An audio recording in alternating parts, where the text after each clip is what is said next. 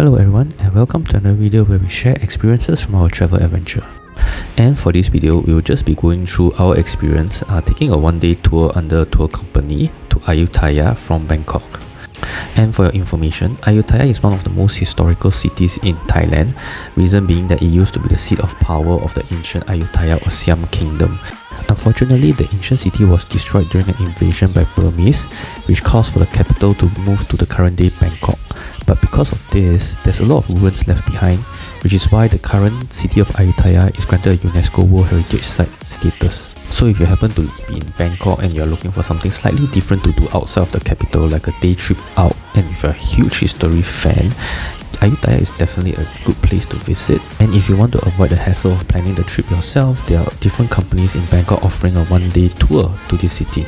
For us, we got our tour via Klook.com, which is run by a local company called TTD Global. There are different packages available, but we went for the ones with the heritage temples. And for our tour that picked us up from Bangkok directly, there's a pickup location that's identified that you need to be there. And the drive from Bangkok to Ayutthaya takes about 1 to 2 hours itself. We had a group tour, so there were other people in the bus itself, but I would say that the drive there is quite smooth and quite fast, and it's quite relaxing. Alright, on to the content of the tour itself. We started our tour at the Bangkok Inn Summer Palace. As the name implies, this place is a royal palace for the current royal family of Thai, but its history dates back way into Ayutthaya period, when the previous dynasty used this as a summer palace as well. But just like the city, the previous palace was burned down by the Burmese army and was rebuilt by the current royal family. So the current palace functions both as a tourist attraction and also as a resting place for the royal family. As tourists, you can walk around the outer grounds. So the whole place takes influence from Europe. So it's when you're walking around, you get to see European-inspired gardens, European-inspired buildings. You also get to see different styles of building aside from Europe, which is Thai and Chinese style. So you also get to see some historical buildings in which previous consorts of previous kings used to live. I also find it interesting how they converted this place into a tourist attraction, so you get to see how kings used to live in the summer palaces. But of course, with this still being a royal place, there are certain rules and regulations that you need to follow. And these include you not being allowed to take videos, which is why you only see photos, and that you must be dressed appropriately as well. All in all, I think this is a good first stop because aside from the scenery, you also get to see an actual summer palace that is still used by the royals. Another amusing experience is that we got to drive a buggy here. So because the palace ground is so big, if you don't want to walk, you can actually pay 500 baht to drive an electric buggy to help you explore the place. You do actually need a driving license, but I highly recommend this experience. Our second stop for the day is lunch, which is really nothing special, so there's no video. But basically they brought us to this big and modern mall, which is just like any big city malls, where we got to try some of the local food at the food hall. Food itself is actually quite nice, and we also got ourselves some local bubble tea actually. So yeah, on to our next thing. So after lunch is where our tour of the historical temples of Ayutthaya truly begins. The first temple that we visited is the Wat Yai Chai Mongkhon, which like many of the temples that you will see here dates back to the Ayutthaya kingdom itself. But unlike most of the temple ruins that we visit around the city, this temple is partially restored and is in active use, which means that there's an ordination hall here and you'll see a lot of locals coming here to pray as compared to the other temple ruins. There is also a reclining Buddha statue that is restored where locals pray there as well. Of course, you can't miss this, and the main highlight of the visit to this temple is climbing up the few hundred steps to reach the main chedi, which towers above the rest of the complex.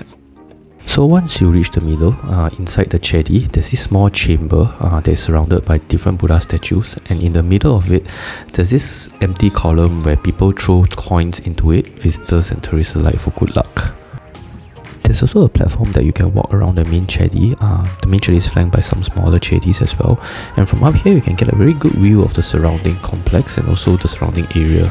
As one of the few Ayutthaya period temples that are restored, I would say that Wat Yai Chai Mongkhon is interesting because it offers the closest glimpse to how life would have been back then.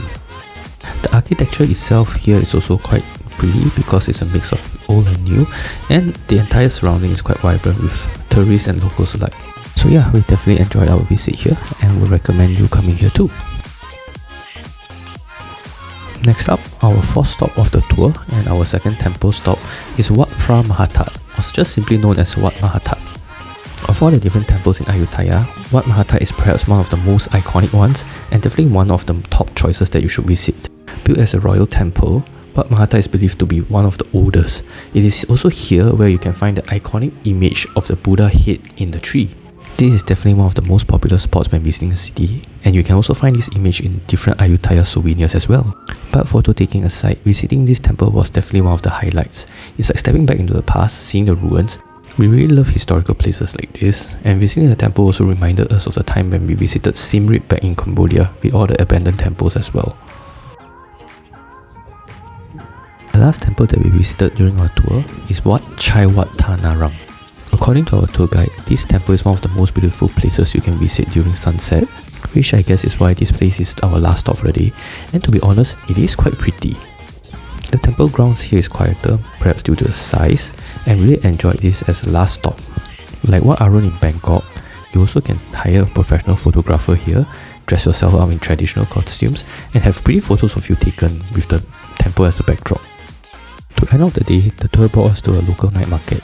As the usual practice go, when visiting a Thailand night market, we got ourselves a lot of nice food and drinks. So that pretty much sums up our one-day tour to Ayutthaya from Bangkok. While we didn't get to fully visit the entire city, and maybe we missed out some of the other notable temples, I would say that the tour gave us a sufficient flavour of Ayutthaya. I think one of the pros of going with the tour is that you don't have to worry about transport from one location to the other. But of course, one of the downsides is that you have to follow the pace of the entire group, and you're allocated a time limit for each location. Nevertheless, being part of the tour group also means that there's someone explaining to you about the significance of the place and the history of the place without having you wander around, just look at the building and wondering what they are. At the end of the day, it's a really nice one-day trip out from Bangkok where you don't have to worry about arranging for transport, accommodation, or just getting from one place to the other or itinerary.